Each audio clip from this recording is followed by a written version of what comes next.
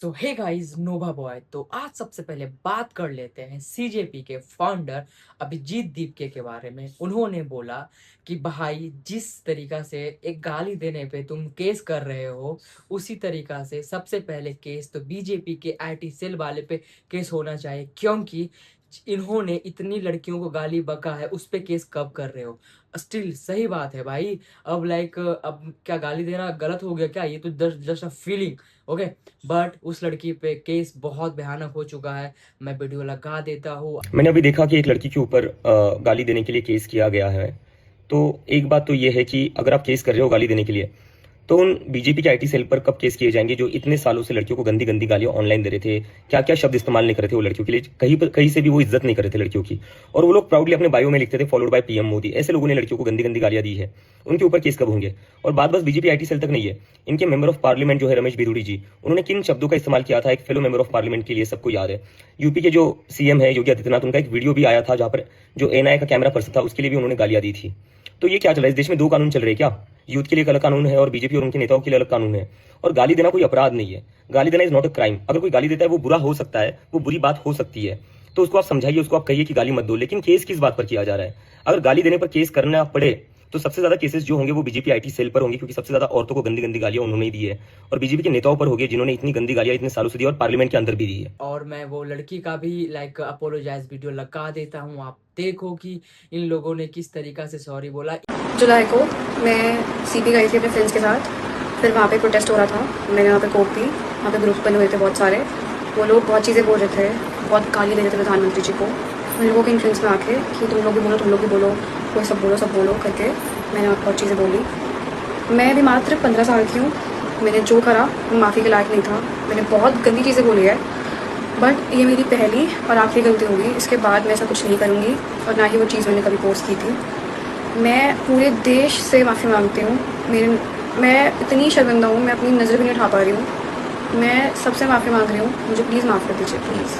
Even यही नहीं, इस प्रोटेस्ट में जितने भी लोग गाली बके थे मोदी को और भी लोगों को, सब लोग माफी मांग रहे हैं। मतलब किस लेवल का वो चल रहा है, डराने का सीन आप समझ सकते हो। सो अब बात कर लेते हैं मणिपुर के बारे में। और आपको पता होगा कि लोग बोलते हैं कि मणिपुर में पीस है, शांति है, बट लिटरली ग्राउंड रियलिटी कुछ और ही है। एक लड़की, इनफैक्ट एक लड़की क्या, यहाँ पे बहुत सारे लोग परेशान हैं उस चीजों से लेकर के, और वो बोल रही है कि मोदी जी कहाँ है पीस, कहाँ है शांति, आप जो बोलते हो ऑन कैमरा, बट रियलिटी कुछ और ही है। और उसने बोला कि जो 2 बच्चों की मौत हुई है वो अपने माँ के हाथों में है, वो इसका अकाउंटेबिलिटी कौन लेगा?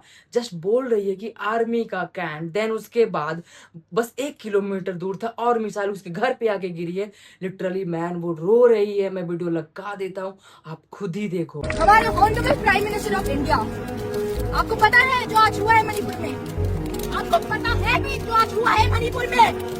आप बोलते हो कि पीस है, आप बोलते हो कि शांति है, but what is, where is that piece?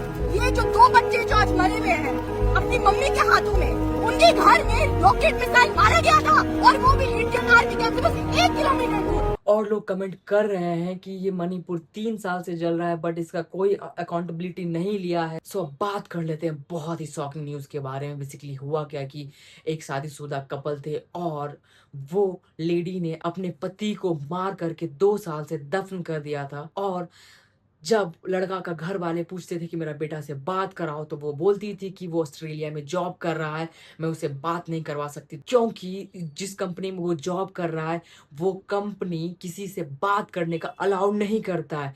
Literally भाई, इतना दिन हो गया। तो अब जब इसके लड़का का फैमिली वाले ने बोला कि अगर तुम मुझे नहीं बताओगे कि मेरा बेटा किधर है, मेरा भाई किधर है, तो मैं पुलिस एक्शन लूंगा। देन उसके बाद उसकी पत्नी बोलती है कि मैं उसे तो 2 साल पहले ही मार चुकी हूँ। देन उसके बाद सब लोग शॉक्ड हो गए। उसके बाद पुलिस केस हुआ।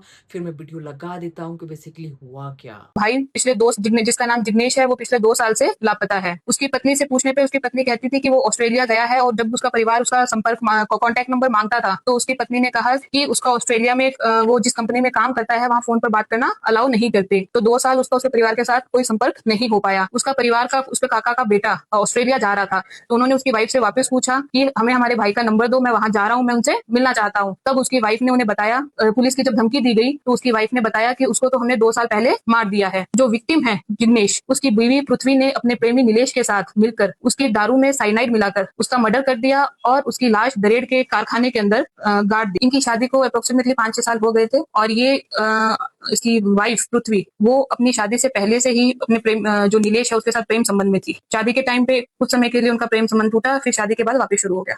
इसमें हत्या दरेड़ जीआईडीसी के अंदर जहाँ उसकी बॉडी गाड़ी गई है वहीं हत्या हुई है, यही आशंका है अभी तक। बॉडी वहां गड्ढा खोदकर उसमें 12 फीट का गड्ढा खोदकर उसमें बॉडी छुपाई। सो अब बात कर लेते हैं हरियाणा गुड़गांव से। बेसिकली उधर हुआ क्या कि स्मार्ट ट्रैफिक वार्निंग लग चुका है रोड पे। देन उसके बाद अगर कोई भी गाड़ी जाती है या कोई भी टू व्हीलर जाती है, देन उसके बाद उसका जितना भी पेंडिंग चालान होगा या उसने चालान नहीं पे करा होगा तो वो उस स्क्रीन बोर्ड पे दिख जाएगा। और लिटरली लोग कमेंट कर रहे हैं Indian rose day by day like graph में ऐसे, देन उसके बाद टैक्स डे बाय डे ऊपर, बट उन्हें करना है कि स्मार्ट बोर्ड पे इनका चालान दिखाना है। देन और भी लोग कमेंट कर रहे हैं कि भाई जिस तरीका से तुमने एक चालान के बारे में इतना कंसर्न दिखा सकते तो उसी तरीका से क्या नेता के बारे में ऐसा नहीं हो सकता कि जो वो लोग काम नहीं कर रहे तो उनका भी रिकॉर्ड हमें दिखना चाहिए। इतना ट्रांसपेरेंसी तो होना चाहिए कि मैं भी इनका काम देख सकूं वो क्या कर रहे हैं। सो अब बात कर लेते हैं बहुत ही ज़्यादा टेरिफाइंग एक्सीडेंट के बारे में। बेसिकली हुआ क्या कि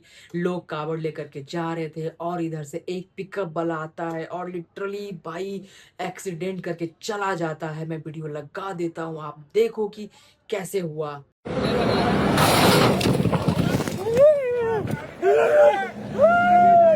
और लोग कमेंट कर रहे हैं कि रोड होता है गाड़ी चलने के लिए ना कि वॉकिंग करने के लिए, बट आई होप कि वो लोग अच्छे होंगे। देन उसके बाद फिर एक कमेंट आता है कि भाई आई नो रोड गाड़ी चलने के लिए होता है बट रोड पे नमाज पढ़ने के लिए भी नहीं होता है। और मैं कमेंट लगा देता हूँ, आप खुद ही वीडियो पॉज करके पढ़ सकते हो कमेंट। सो गाइज आज के लिए बस इतना ही, आपसे मिलता हूँ नेक्स्ट अपडेट पे। अगर वीडियो अच्छा लग रहा है तो आप लाइक कर सकते हो, कमेंट कर सकते हो, सब्सक्राइब कर सकते हो।